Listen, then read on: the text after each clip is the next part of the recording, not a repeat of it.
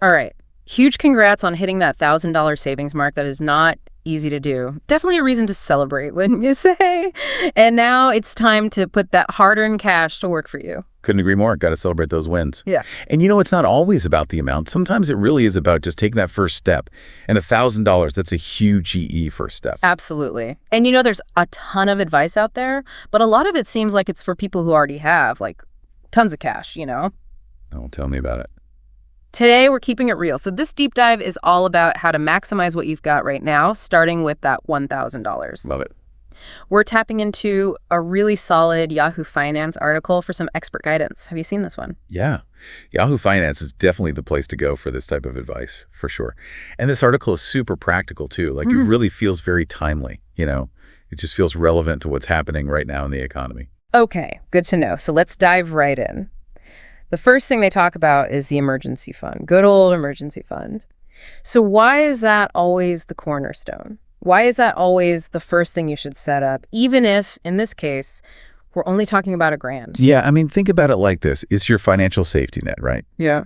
Having that $1,000 tucked away, yeah, it's not going to cover like every single possible thing that can happen, but it's about knowing you've got at least a little bit of a buffer. Yeah. Like if your car breaks down or you have like a surprise medical bill, you're not completely caught off guard. Totally. Having that peace of mind is huge. And actually, the article, it mentions a $1,000 savings challenge. Is that something worth looking into for someone in our listeners' shoes? Yeah, potentially, for sure. I think for some people, having that structure like a challenge can be really motivating, having those deadlines and stuff. But I think the real takeaway here is, honestly, just consistency. Even if it's not a full $1,000 right away, consistently putting money aside, even if it's small amounts, it really adds up over time. Yeah, it's all about building those habits, right? Exactly. Okay, so let's say you've got that emergency fund base covered. What's next? How do you make that money work harder? What's like what's the level up from just having it in your, basic savings account? Okay, so this is where this article, it really got my attention, because they start diving into high yield savings accounts, or HYSAs for short. Okay.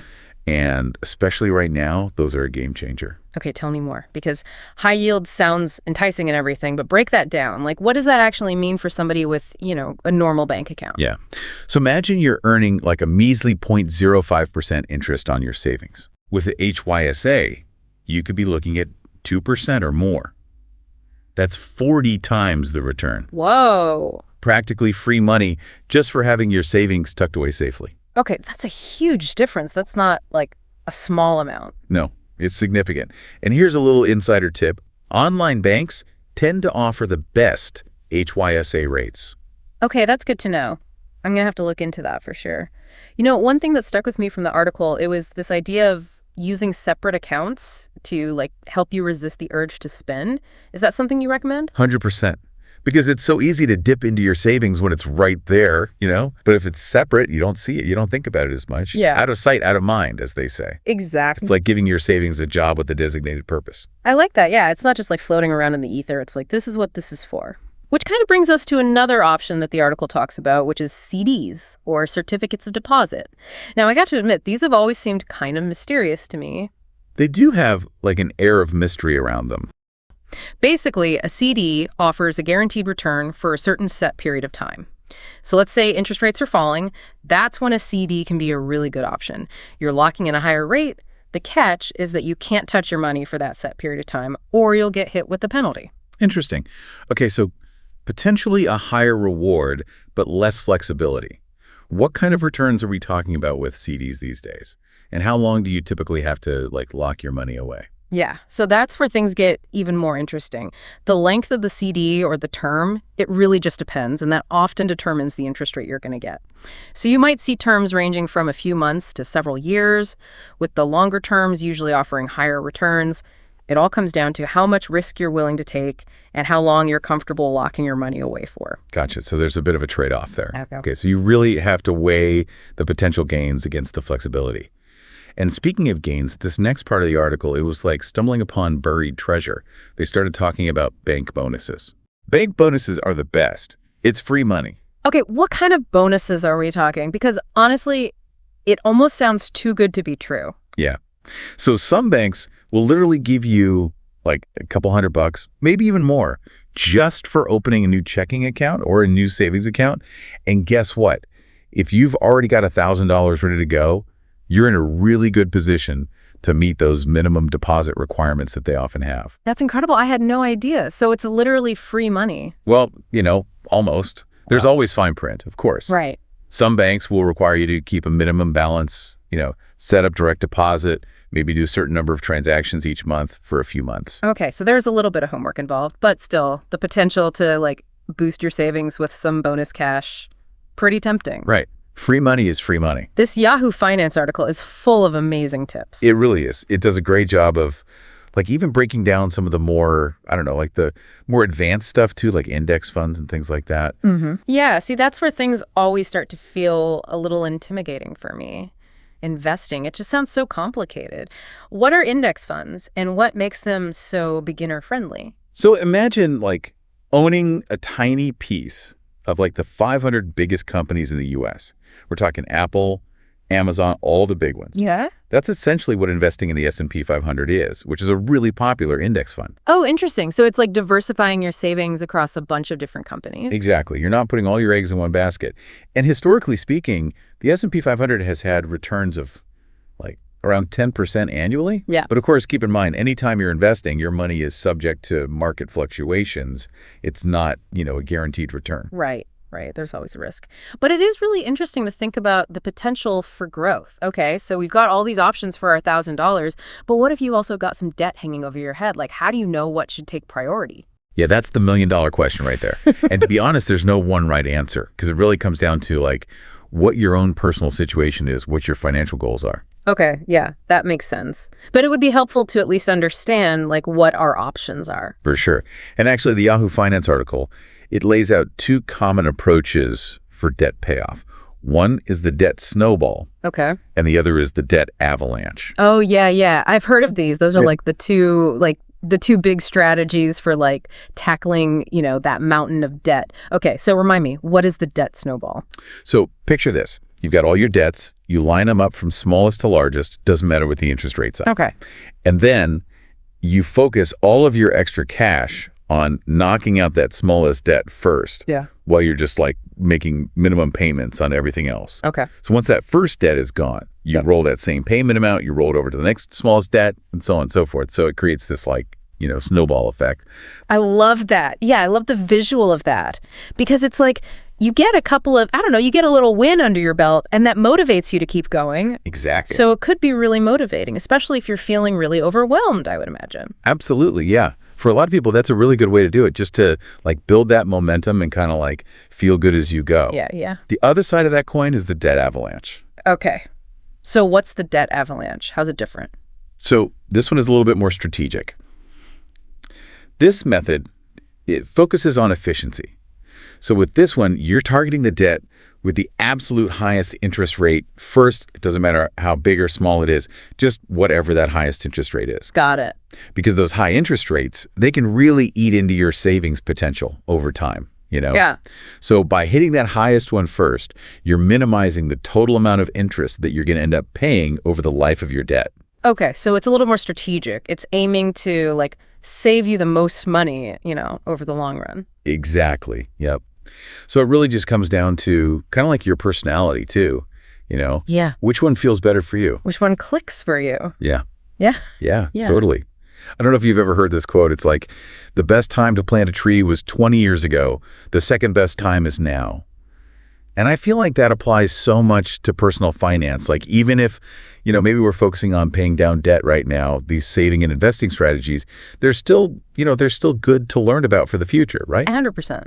And honestly, the sooner you start thinking about, your financial future and planning for your financial future, the better off you're going to be. Yeah.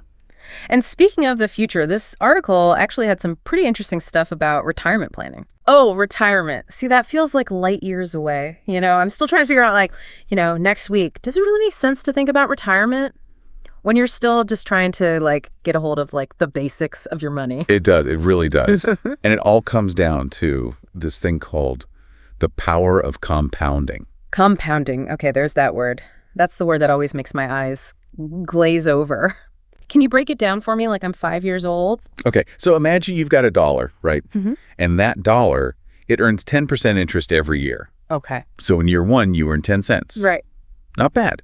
But here's where the magic happens. Yeah. Year two, you earn 10% interest on $1.10. So you're earning interest on your original amount, plus that interest that you already earned, so on and so forth. Okay. So over time, that interest just snowballs, and it creates this like exponential growth. Wow. So the sooner you can plant that dollar seed, the bigger your money tree is going to grow. Okay, that makes a lot more sense. Yeah, so like, even if you can't, put tons of money away for retirement, starting early is really what's important because it has more time to grow and do its thing with that compound interest. Exactly. And that's where things like 401ks and IRAs come into play. Yeah. These are like retirement accounts. They're designed specifically to help you build wealth over the long term. They're like turbocharged savings accounts. Okay, but those always sound so complicated to me. 401k, IRA, what do those even stand for? I know, they sound way more complicated than they actually are. Okay, good. So a 401k, that's a retirement savings plan that your employer might offer. It's usually through your work. Okay. And a lot of employers will offer what's called a match, which means that they will match whatever you contribute up to a certain percentage of your salary. Oh, wow. So it's basically free money. Wait, free money for retirement? How do I sign up for that? Right. So if your company offers a match, you need to be taking advantage of that. But if they don't, or if you're self-employed or something, that's when you would open up what's called an IRA, which is an individual retirement account. It's basically just something you manage yourself. Yeah. And those offer some pretty sweet tax benefits as well. Okay, so the 401k is like the employer-sponsored thing. Right. And the IRA is like, I'm doing this on my own, I'm independent. Exactly, you got it. And with an IRA, you've actually got a couple different options, but I think for someone just starting out, a Roth IRA is usually a good way to go. So with a Roth IRA, you contribute after-tax dollars. So what that means is you're paying taxes on your contributions up front, but then any withdrawals that you make in retirement, Yeah. tax-free. Oh, that's good. Yeah. So it's like you're paying your dues now, and then later it's smooth sailing. Exactly. Okay, so with that power of compounding that we talked about, and then the tax advantages of like a retirement account, even if you're just starting small, it sounds like it can make a really big difference down the road. Huge. It's not about being a millionaire overnight. It's about, like we were talking about earlier, those consistent contributions. Yeah. Even if it's just $50 a month into a Roth IRA, that's $600 a year. But over 30 years, assuming, an average annual return of 8%, you could end up with over $75,000. Wow. And that's not even counting any salary increases you might get or employer matches, Yeah. anything like that. Yeah, it really puts things into perspective because it's like, yeah, $50 a month doesn't sound like a lot. Right. But then when you extrapolate it out over like decades. It adds up. Yeah. Speaking of, saving for those long-term goals, the article also mentioned something else that I thought was really interesting, 529 plans. Okay, 529 plans. Now, those are the ones for education, right? Yes, for education. Yeah. And I know it probably seems early to be thinking about college, especially when we're talking about just starting to get your own finances in order, but 529 plans are amazing for future education expenses, whether it's for yourself or, for your kids, grandkids. Yeah, so even if that $1,000 isn't free right now, maybe it's for like a future student in your life, which is kind of cool to think about. Exactly. And there are some pretty awesome benefits. One of the biggest is that all that money that you put in there, it grows tax deferred. Okay. So that means you're not paying taxes on any of the earnings until you withdraw the money. Yeah. And as long as it's used for what they deem qualified education expenses, Yeah. you're good. So let me get this straight. The money that you put in a 529 plan, it grows and grows without being taxed. And then when it's finally time, years down the road, and you need to take that money out to pay for college or trade school, whatever it is, you don't get hit with this like huge tax bill in the back end. Exactly. It's a win-win, really. It makes those education expenses a little bit easier to swallow. For sure. It really does. And here's something I didn't know about 529 plans. So say like those college plans change, life happens, right? The money doesn't just disappear, does it? Not at all. After 15 years, you actually have the option to roll any unused funds into a Roth IRA, those retirement accounts, up to $35,000. Wow, that's good to know. Okay, that's a relief. I would be so nervous, like locking money away and then having it be like gone if those plans changed. But okay, my head is spinning a little. We've covered so much. We talked about emergency funds, HYSAs, CDs, bank bonuses, index funds, debt payoff strategies, retirement accounts, and now 529 plans. Where do we even begin? It's a lot. It is a lot, but you know what? That's the great thing about like building a financial plan. You get to choose, right? Yeah. Like you get to decide which of these options makes the most sense for you right now, given your own personal circumstances, how much risk you're comfortable with, what your goals are. Right. It's not about doing everything at once. It's about figuring out like that first best step. Exactly. What's going to make the biggest impact for you? That's the one to focus on. You know, it's so easy to get caught up in the like research phase of anything. I feel like we've all been there. But this Yahoo Finance article, it's like they packed a whole financial planning course into like a single article, which is amazing. But it really highlights that like taking action, even a small action, is so much more powerful than endlessly researching and like never actually doing anything. 1,000%. I always tell people, even choosing just one of these strategies for your $1,000, that's a huge win. Totally. You're building those positive money habits. You're moving in the right direction. And that's what matters. This is so true. So for our listeners who are ready to take that next step, what would you say? Like, what's the most important thing to keep in mind when trying to decide, like, where should I put my $1,000? What should I do with this? What's the most important thing? Ooh, that's a good one. I would say try this thought experiment. If you could pick just one path for your $1,000 today, just one, which one feels the most exciting to you? Which one feels the most aligned with your goals? Is it knowing you've got that security of a fully funded emergency fund? Or is it finally saying goodbye to that high-interest credit card debt? Or maybe it's like planting that seed for long-term growth by, dipping your toe into investing. It's about figuring out what your priority is. It's like you're choosing a path on those, like, choose your own adventure books. Yeah, exactly. I love that because it really is your own personal adventure. Exactly. Well, on that note, I'd say this has been a fantastic deep dive. Thank you so much for breaking all of this down. Hopefully everyone listening feels empowered to make some really smart moves with their money. Absolutely. Because you don't need to have, a ton of money to start making like really smart financial decisions. It's true. It's about that first step. $1,000. That is a powerful stepping stone. It is. Who knows? Maybe our next deep dive will be on like what to do with your first $10,000. But for now, congratulations on reaching this financial milestone. We are cheering you on from the sidelines. Yes. You got this. That's it for this deep dive. We'll catch you next time.